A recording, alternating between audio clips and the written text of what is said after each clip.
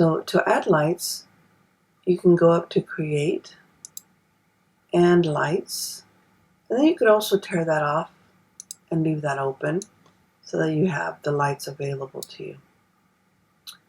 There's also another way to reach this menu bar. So I'm going to close this and show you that everything kind of has a couple of ways to get to.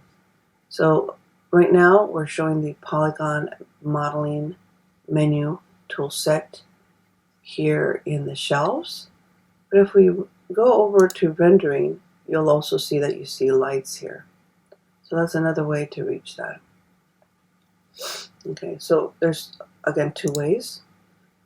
Lights and then lights for under rendering here.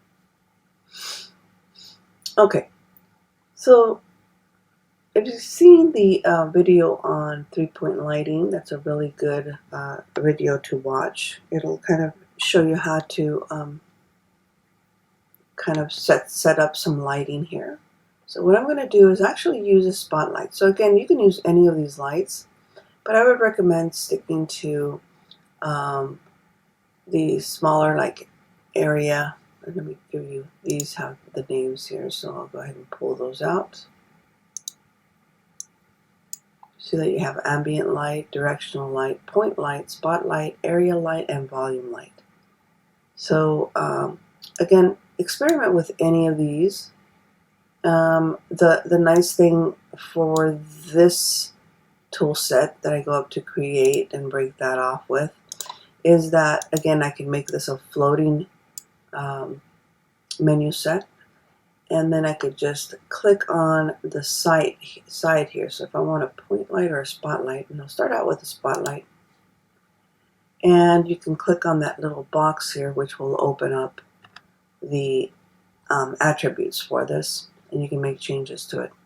So first you see here that I've got the intensity, the color of the light, the cone angle, which all comes in as a default.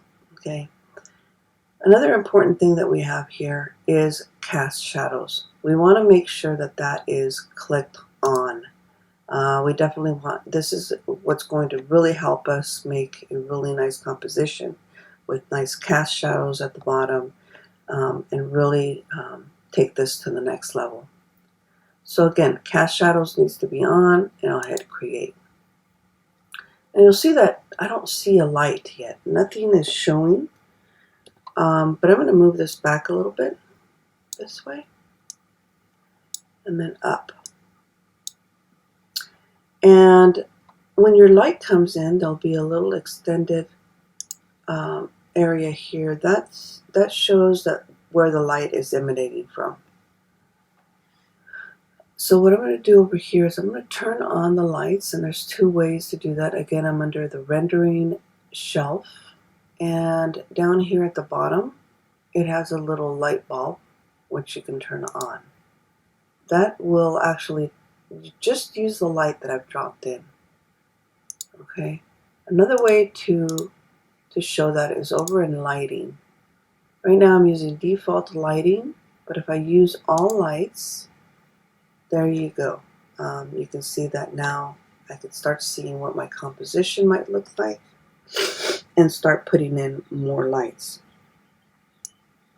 So I can lift that up a little bit and rotate that around by hitting E on my keyboard. Okay. Move that around a little bit. Now, I'll go ahead and create another light. And this time I think I'm going to put in a point light. Again, cast shadows needs to be clicked on, very important. And then I'll hit Create. Now again, everything drops in at the 0, 0 coordinates. So I'll go ahead and move that up a little bit.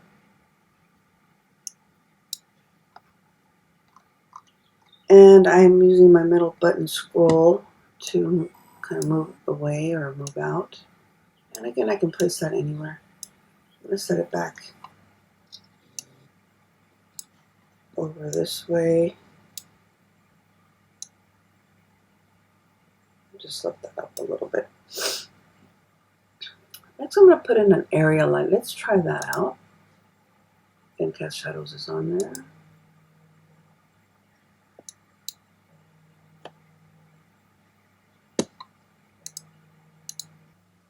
Okay, I've inserted another one. Let's bring that up a little bit. And out. And over to this side. I'm going to rotate that by hitting my E. And pointing that little line. Now, if this is too small for you to see, what you can do is you can actually increase the size of it. That's not going to affect the light intensity.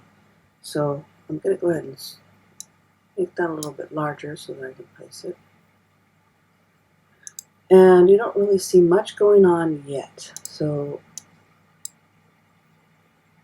another thing is selecting things. So right now I can't really see that light too well, but for a quick select on things that you might have on your scene or in your scene, you can click on the outliner. So here, if it's right below our scenes panels or views, and if I click there, you'll see that I get the outliner. And the outliner can allow me to quickly select the objects in my scene. Okay, so if you can't seem to reach something, then you can quickly select any object on your scene. In the next video, I'm going to show you how to render this out and finish off your assignment.